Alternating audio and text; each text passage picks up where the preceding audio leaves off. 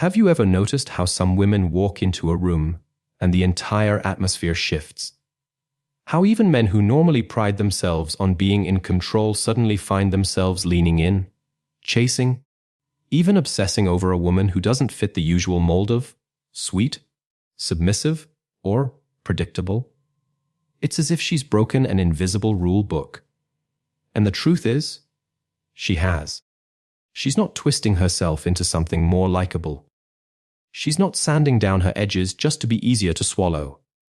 Instead, she lives with a raw, unapologetic intensity. She sets boundaries and enforces them. She doesn't apologize for existing at full volume in a world that still rewards women for being small, quiet, and endlessly accommodating. Here lies the paradox. For centuries, society has told men that the ideal woman is compliant, adaptable, and eager to please. But what happens when a man comes face to face with a woman who is none of those things? A woman who doesn't need his validation, who doesn't reshape herself just to make him more comfortable? For many men, something flips inside. It's not just interest, it's captivation. And here's the important part: her magnetism doesn't come from being rude, combative, or difficult. What draws him in is the way she embodies her own freedom, a freedom he himself has never fully cultivated. Carl Jung once said that everything we find fascinating in others is a mirror of something our own soul longs to integrate. Which means that when a man can't get a so-called bad woman out of his head, it isn't just her beauty or charm. It's that she represents a part of himself he's missing. Think about it. If he's been taught that control equals strength, then meeting a woman who thrives entirely beyond his control feels disorienting. He can't predict her. He can't contain her. The harder he tries, the more she slips through his fingers, like trying to hold water. And here's the deeper truth: he's not just chasing her. He's chasing the unclaimed part of himself she awakens.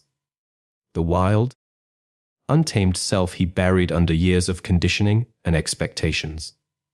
That's why this pull feels so different from ordinary attraction. It's not simply desire, it's confrontation. She becomes a living mirror, reflecting the freedom he's denied within himself.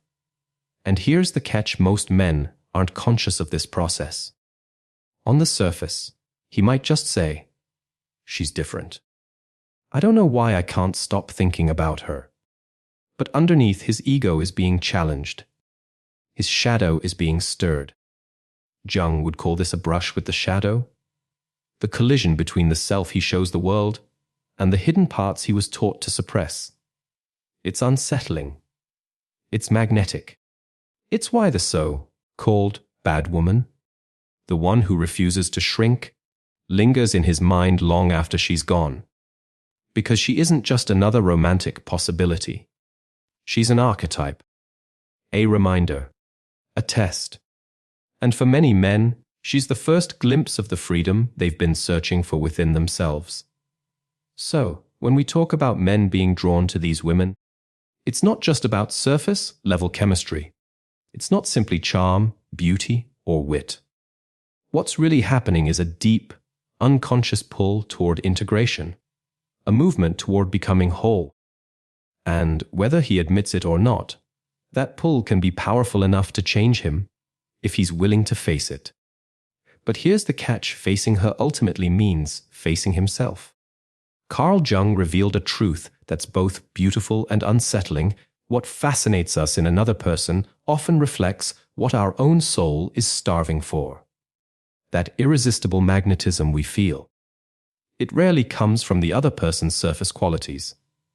Instead, it comes from the parts of ourselves they carry, parts we've ignored, disowned, or never allowed to grow. So when a man meets a so-called bad woman, his attraction isn't simply about her looks or confidence. It's about the way she moves through the world without asking for permission. She's not waiting for someone to complete her. She's whole, entire in herself. She doesn't live like a puzzle missing a piece. She lives like she knows she's already complete. But here's where culture has distorted the picture. For centuries, the label of good woman was reserved for the one who smiled when she was uncomfortable, who stayed quiet when it was unfair, who measured her worth by how well she erased herself for the comfort of others. She adapted, she yielded, she waited. That was the old script. And by that outdated standard, any woman who dares to set boundaries, speak her truth, or refuse to mold herself into someone else's comfort zone is instantly branded as difficult, rebellious, or even dangerous. Let's call it what it really is. She's a threat to the old order. But here's the truth many miss. The so-called bad woman isn't malicious, manipulative, or cruel. She is unapologetic. She knows what she wants, she knows what she won't accept, and she refuses to live her life tethered to anyone else's emotional approval. That isn't arrogance. That isn't selfishness. That's integrity. And when a man encounters this kind of unapologetic wholeness, something stirs inside him. Sometimes it feels like admiration. Sometimes it feels like intimidation. Often, it's both at the same time, because her very presence forces him to notice the gap between the life he's living and the life he could be living if he dared to embrace that same freedom. That's why this attraction feels so different. It's not merely physical, it's psychological, archetypal. She becomes the living embodiment of his unrealized self, the raw, untamed part of his nature he's repressed in order to fit neatly into the roles handed down to him. And what unsettles him most is this. She isn't chasing his approval. She doesn't need it. For a man who's learned masculinity is built on being the one who grants validation, this flips the entire script. With a compliant woman, the pattern is predictable. He leads, she follows. He approves, she feels secure. He pushes, she bends. But with her, the bad woman, the old rules collapse. She doesn't bend, she stands. And in that moment, she holds up a mirror he cannot look away from. In that mirror, he doesn't just see her strength. He sees his fears, his limitations, and the untapped potential he's buried deep within. That's why she lingers in his mind. Not as a conquest, but as a reflection. Not just a woman, but an archetype. A reminder of the man he could be, if he had the courage to meet himself. And for many men, that reflection is both intoxicating and deeply uncomfortable. Because at some point, the dynamic shifts. It stops being about winning her over or pulling her into his orbit. It becomes about becoming the kind of man who can stand beside her without needing to shrink her just to feel tall. That is the mirror effect. It's not a clever strategy she's playing. And it's not manipulation. It's simply the natural result of her being fully herself. If he pays close attention, he'll realize the fascination he feels isn't just desire for her body, her attention, or her approval. It's a hunger for the part of himself she represents, the unclaimed, unapologetic self that's been waiting in the shadows all along. There's a particular kind of woman who doesn't bow, doesn't flinch, doesn't fold herself into someone else's idea of what's acceptable. When a man meets her, the shift is undeniable. Something changes not only in the energy between them, but inside him. She stops being just a person. She becomes an archetype. And archetypes, as Carl Jung taught, don't simply attract us, they confront us. For the man who is used to leading without challenge, her freedom is an unwelcome mirror. A mirror he didn't ask to face, yet cannot look away from. She doesn't bend to his charm, his status, or his subtle strategies for control. Not because she's trying to rebel, but because she has built her life on the foundation of self-respect. A foundation that doesn't crumble under pressure. Here's where his ego begins to unravel. He is accustomed to a predictable rhythm. He pursues, she yields. He directs, she follows. He decides, she adapts. It's a pattern he has relied on to feel secure in his own power. But with her, none of those steps work. Every attempt to contain her slips through his grasp like water through clenched fists. The harder he tries to define her, the more she escapes definition. What he doesn't realize at first is that this dance isn't about her rejecting him. It's about him being forced to confront the truth, that his sense of strength has always been propped up by another person's compliance.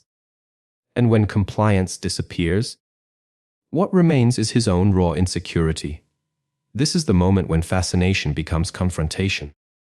Jung would describe it as an encounter with the shadow, the meeting point between the polished image he presents to the world and the hidden parts he has buried. That confident, in-control persona begins to crack. Not because she's attacking it, but because her freedom exposes the absence of freedom within him. For some men, this becomes the spark of growth. For others, it ignites defensiveness. His mind scrambles for excuses. She's too difficult. She's not worth the effort. She thinks she's better than me. But beneath those rationalizations is the quiet, uncomfortable truth. She is not under his spell. And he doesn't know how to handle it. And that is exactly why she becomes unforgettable. She isn't manipulating him. She isn't playing games. Yet she shakes the very ground he stands on. Without demands, without ultimatums, she forces him to confront the possibility that real connection is built not on control, but on presence, equality, and vulnerability. That is her power. That is her mirror. The archetype she embodies carries a power that can't be touched by manipulation. She isn't performing to win approval, and she isn't afraid to lose love, if it means sacrificing herself. That steadiness, that unshakable inner autonomy, makes the male ego restless, because it can't dominate her. And when domination fails, the ego faces only two choices: adapt or retreat. This is why some men, rather than walking away, will double down. They chase harder, convinced persistence will eventually win her over. But the more they push, the more she slips away. Not because she's playing games, but because the instant a relationship shifts into control rather than connection, she's already gone. Her departure isn't punishment, it's preservation. She refuses to trade her freedom for anyone's comfort. In truth, she isn't just challenging his approach to relationships. She's shaking the very foundation of his self-concept. And that's a confrontation the ego never greets with grace. Yet, if he has the courage to face it, she can become the catalyst that forces him to grow into the man he always believed himself to be. If not, she remains what she has always been: whole, untamed, and free. Carl Jung had a word for the hidden parts of ourselves we'd rather not face. The fears, the urges, the truths we bury beneath rehearsed confidence and polished identities. He called it the shadow. The shadow isn't evil in itself. It is simply the collection of traits and impulses we've disowned because they don't fit the image we want to project.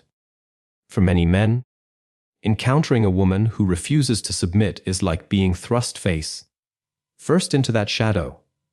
And here's what makes it unsettling. She doesn't need to scream, argue, or perform dramatic gestures to assert her power.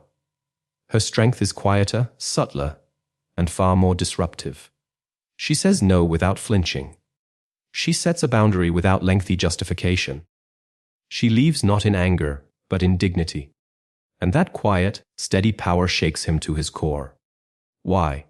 Because each calm, firm action on her part becomes a spotlight on his own emotional limitations.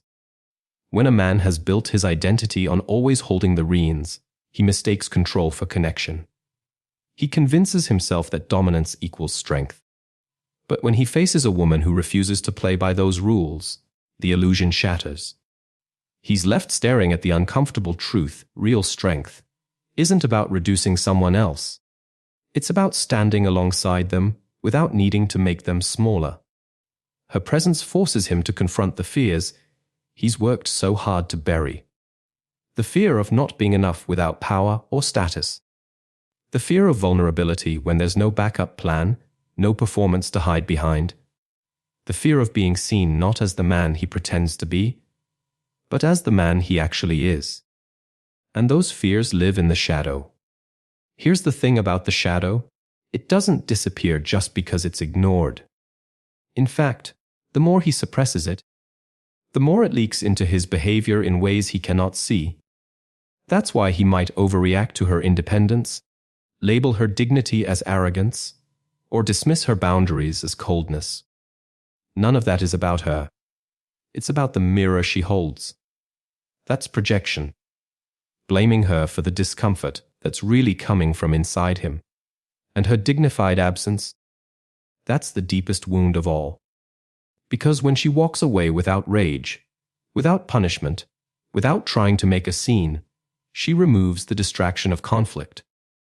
There's no drama to hide behind, no noise to drown out the silence. And in that silence, the mirror becomes unavoidable. He's left alone with the raw truth of what she illuminated: his insecurity, his fragility, his false sense of power. Jung would say this is the point of maximum growth, if he dares to face it. Because in meeting her, he hasn't simply met a woman. He's met the version of himself he could become if he integrated what she represents: high wholeness without domination, love without control, strength without fear. But here's the reality. Most men will run from this moment.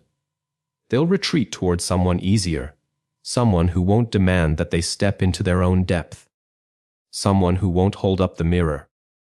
Yet a rare few will see the truth for what it is. They'll recognize that what she stirred up wasn't destruction. It was an invitation, an initiation into becoming more than a man who leans on dominance to feel powerful. It is the path to becoming a man who can stand in his own power and still allow others to remain free. Egos don't shatter in one dramatic collapse. They fracture slowly, in quiet ways that almost go unnoticed. Each time she says no without flinching, another fine crack appears. Each time she chooses self-respect over his approval, another line runs deeper across the armor he's been wearing for years. And every time she leaves disrespect behind with calm dignity, a new fracture forms. That armor, polished, rigid, and heavy, wasn't built in a day. It's forged from the roles he's been taught to play.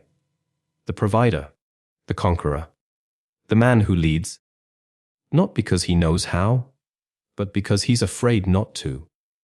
It's built from performative masculinity, where strength is measured through dominance, love is confused with control, and silence is mistaken for power. It's built on the illusion that as long as he holds the reins, he'll never have to feel small, uncertain, or unworthy. But here's the paradox. Her presence doesn't just dent the armor. It reveals what lies beneath it.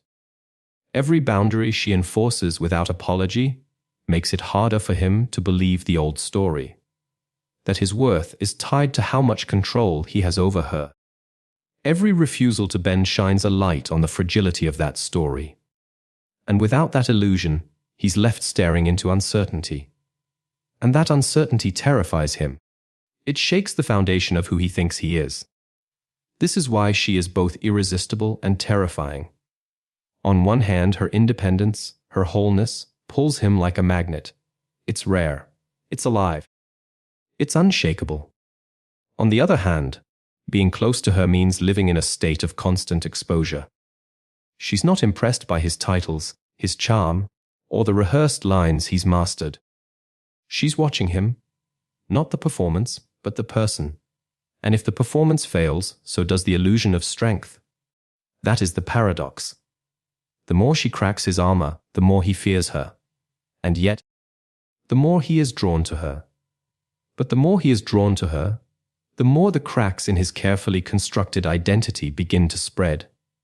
It isn't a comfortable cycle. It's not even a conscious one. It's psychological. Jung would call it individuation. The unconscious process that forces a person to reconcile the mask they wear with the self they've buried beneath it. And here's the hardest part for him. She's not trying to change him. She's not issuing ultimatums, lecturing him, or demanding transformation. She is simply being herself. That's what makes the unraveling so unnerving. There is nothing for him to fight against except his own reflection in her eyes. Sooner or later, Those cracks in the armor become impossible to ignore. He may notice himself reacting in ways that feel foreign, growing defensive, withdrawing, overcompensating, even lashing out. Not because she has done anything wrong, but because every moment with her makes the old armor feel heavier, tighter, harder to wear. For some men, this is the breaking point. They walk away, convincing themselves she was too much, when in reality it was their old defenses that couldn't hold up under the weight of her presence. For others, this is the beginning of something profound. The slow, reluctant dismantling of everything they thought made them strong. Because once the armor begins to crack, you can't pretend it's still whole. And this is why she feels dangerous to him. Not because she might wound him, but because she might liberate him from the false strength he's been clinging to. Strength that has kept him safe, yes, but has also kept him small. Her presence threatens not his body, but his illusion of power. When she leaves, it's not just her physical presence that disappears. It's her energy, her mirror, the way she illuminated the parts of himself he'd avoided. The air feels different in her absence. The silence feels heavier.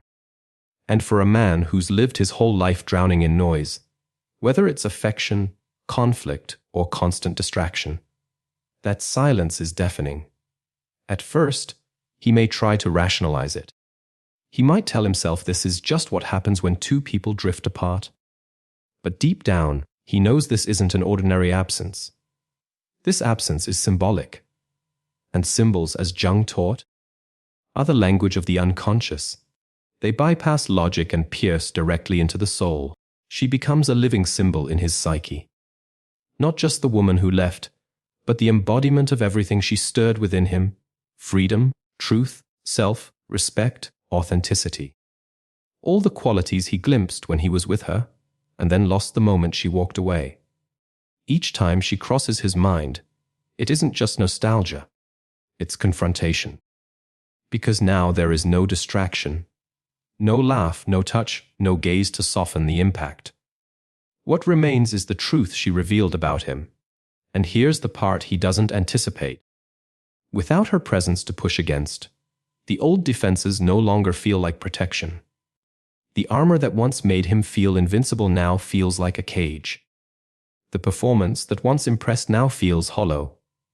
In her absence, he is left with the stark reality, the fears, the fragility, and the illusions of dominance that she exposed. And that is why her absence holds so much power. She doesn't send long, angry messages. She doesn't beg, argue, or try to make him understand what he lost. Her silence speaks louder than any confrontation ever could. Because in that silence, she isn't just withholding herself, she's withholding the reflection he relied on. And when that mirror disappears, he can no longer pretend he's fine. Jung would say the unconscious seizes such moments to break through. She transforms in his psyche into something larger than life. She's no longer just a woman he once knew. She becomes an archetype. The woman who didn't bend. The one who demanded truth without uttering a single word. The one who left him with nothing to hide behind. Her absence crystallizes into a permanent image in his inner world, and that image refuses to fade. In fact, it sharpens over time.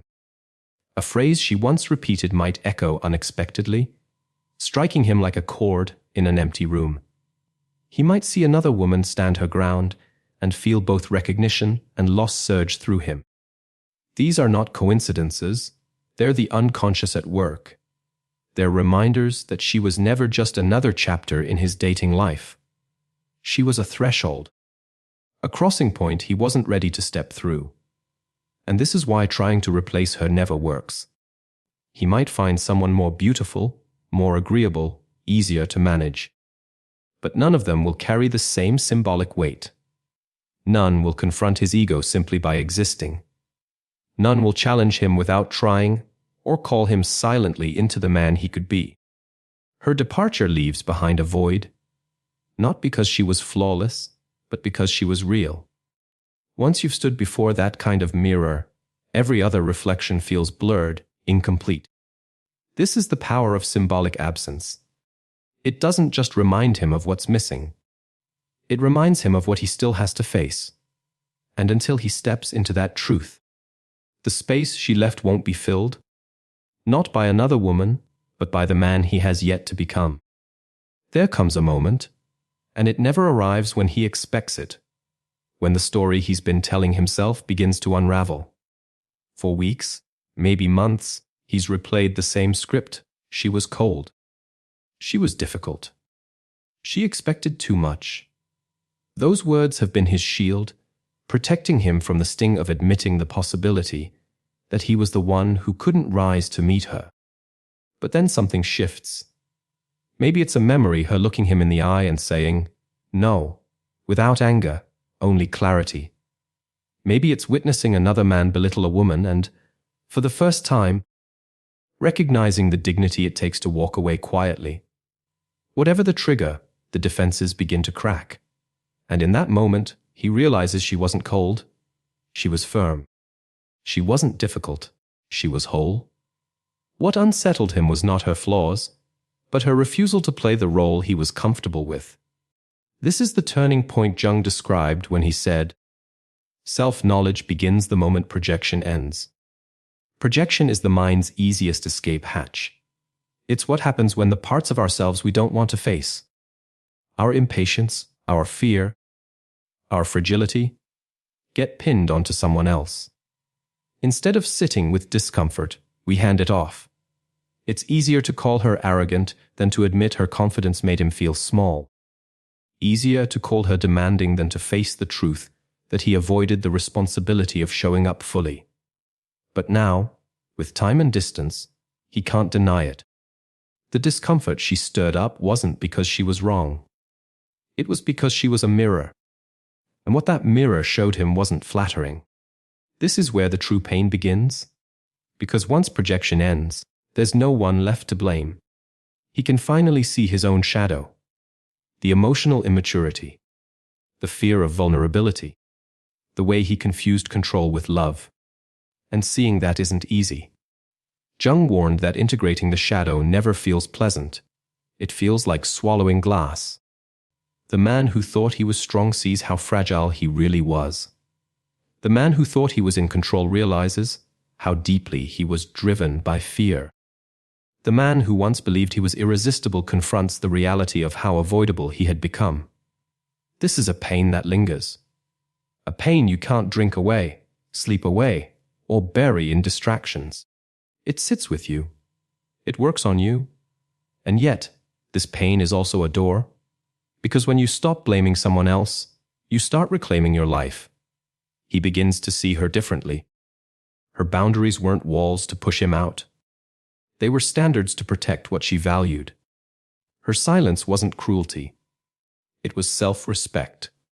Her decision to walk away wasn't punishment. It was preservation. The man who can sit in this pain without running is the man who begins to grow. He no longer chases her to prove his worth. He starts learning how to build that worth from the inside out.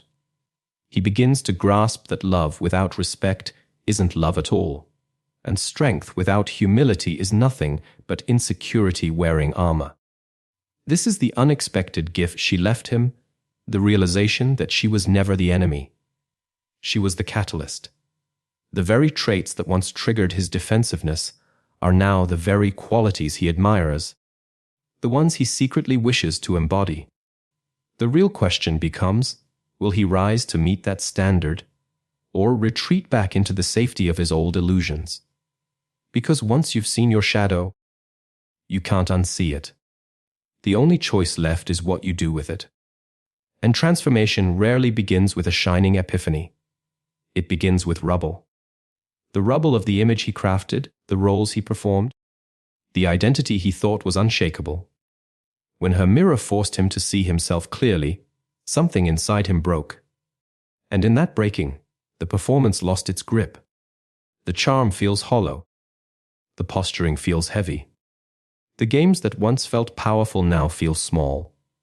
And in that collapse lies the beginning of something real. The endless need to win a woman's approval eventually becomes exhausting. He starts to notice that whenever he is performing, he isn't truly connecting. And connection, he realizes now, is what he wanted all along. The applause was never enough. The validation never lasted. What he longed for was to be seen, not celebrated. So piece by piece, he lets the performance die. This doesn't mean weakness. It means stripping away the parts of himself that were built for show rather than truth. It means admitting when he doesn't know something instead of pretending he has all the answers. It means listening without rehearsing his next line. It means walking into moments without armor, risking the possibility of being seen fully, imperfections and all. This is where Jung's insight cuts deep. Awakening is not a burst of light. It begins in darkness. It requires enduring pain. And for him, the darkness is realizing just how much of his life was spent running from vulnerability. How often he chose control over intimacy. How many connections he quietly sabotaged simply because he couldn't stand not being the one in power. And then, there's the pain. It's not just regret. It's the constant pull of his old patterns. The temptation to slip back into the easy roles. To find someone who won't challenge him. To return to the comfort of being admired rather than being known. But this time, something is different. That comfort feels shallow. Once you've tasted truth, the old games lose their flavor.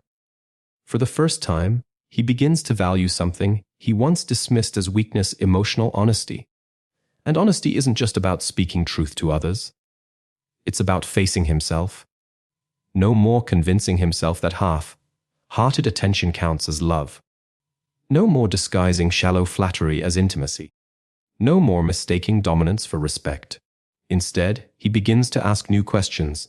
Am I showing up with integrity? Am I connecting or am I performing? Am I present or am I hiding? Control used to be his currency. It gave him the illusion of safety. But now he sees it for what it really was: a wall that not only kept him guarded, but kept him alone. So he begins to trade control for trust, image for authenticity, winning for understanding. And the surprising thing is, the more he lets go, the more grounded he feels. Because true connection doesn't require dominance. It requires equality. The deconstruction isn't glamorous. It's slow. Some days he feels momentum. Other days he slips back into the old posture, the old mask. But each time he catches himself, he chooses differently. Each time he feels the urge to dominate, he leans into curiosity. Each time he wants to perform, he chooses presence. This is how the rebuilding begins. Not into a better version of the man he was, but into someone entirely new. A man who doesn't need to be the loudest voice in the room to feel strong. A man who finally understands that love, the real kind, isn't about bending someone to your will, but about standing beside them as they are. And it all began because one woman refused to shrink. She didn't save him.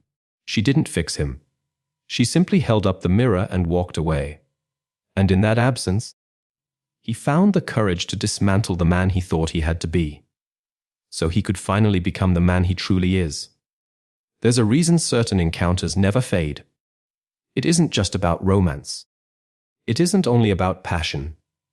It's because, in the quietest and most unspoken way, they alter the standard you live by. And once that standard rises, nothing and no one can lower it again. When a man meets a whole woman, a woman who doesn't need him to complete her, who moves through the world anchored in her own truth, something shifts inside him. This isn't attraction built on novelty or the thrill of the chase. It's deeper. It's recognition. Her presence whispers, this is what it feels like when both people show up as themselves. She didn't beg him to change. She didn't lecture him about becoming better. She simply lived in her own alignment. Through the boundaries she held, the respect she gave to her own time, the way she refused to shrink just to make someone else comfortable. And that, without a single speech, left a mark. Without realizing it, she raised the bar for what he now considers real connection. And here's the truth, even if she's gone, that bar doesn't vanish.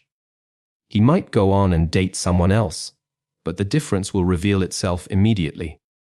It's not about comparing women. It's about comparing experiences. Once you've stood across from someone who refuses half-hearted attention, who listens deeply, who carries both strength and softness, you cannot unsee the gap when those qualities are missing. That's the irreversible shift. It isn't nostalgia. It's evolution. She planted seeds in him, quietly, invisibly, and those seeds began to grow in how he listens, in how he shows up, in how he decides whether to invest or walk away. Slowly, he sees that respect isn't something you demand. It's something you embody. That presence matters infinitely more than performance.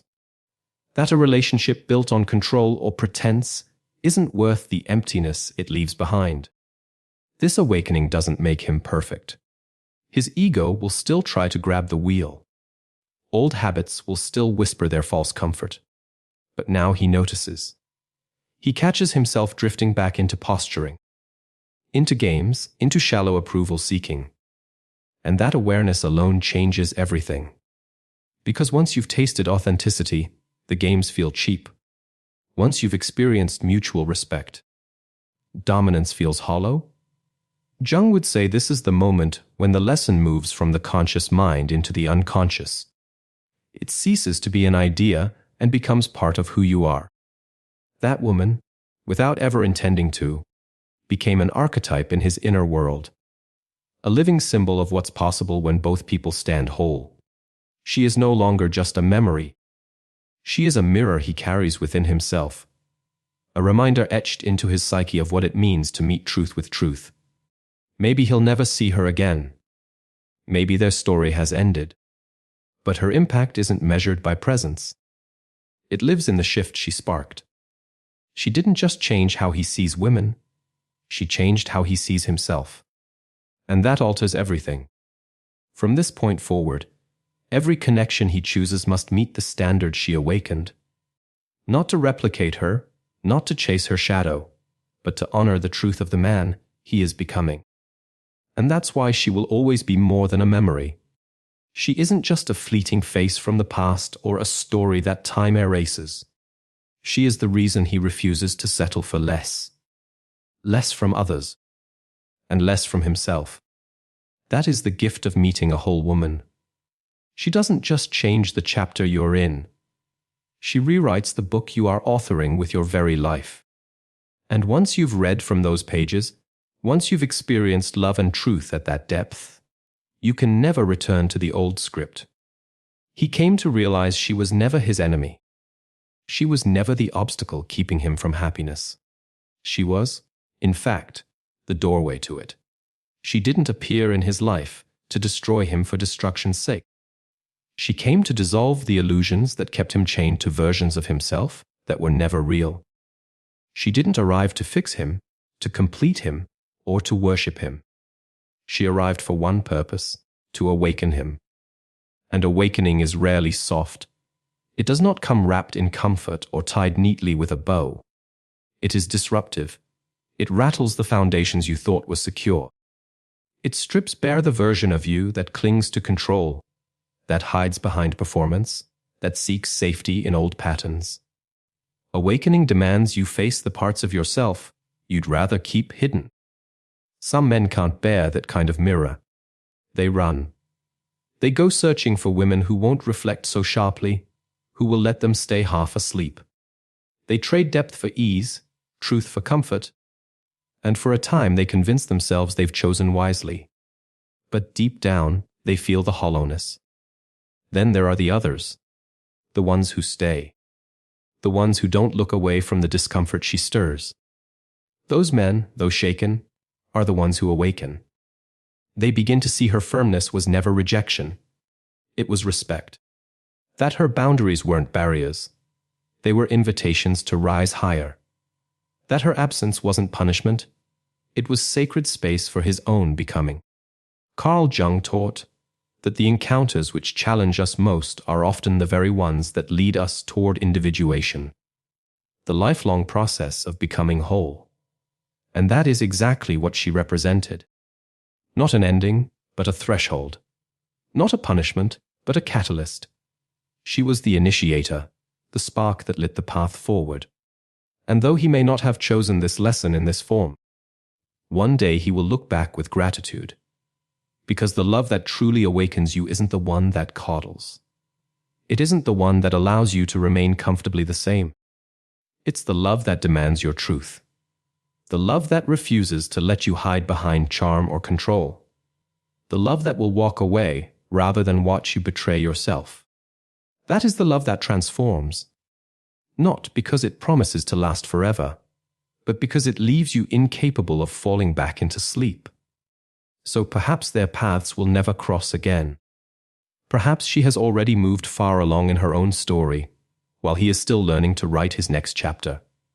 But her presence lives on, not as a ghost of the past, but as a compass. She remains the silent reminder of what is possible when love awakens not who you were, but who you are meant to become. That doesn't make the impact any less powerful. Once you've been awakened, you carry that fire into everything, your choices, your relationships, even the way you speak to yourself. You stop accepting half-truths, both from others and from the stories you once told to keep yourself comfortable. And that is the legacy of a whole woman. She doesn't just shape how you love, she reshapes how you live. Suddenly, you listen with more depth. You speak with more weight. You give without shrinking. Because you now understand that the only love worth keeping is the one rooted in truth. Anything less feels hollow. Some will resist these words. Others will feel them land like recognition, as if they've been waiting for someone to finally say it out loud. If it stirs something within you, don't let it remain just a thought. Reflect on it. Share it. Let it guide the way you choose to connect. Remember this: the love that awakens you rarely feels easy at first. It disrupts. It transforms. And if you've met someone like that, you already know. They weren't sent to comfort you. They were sent to set you free. Unseen Psyche.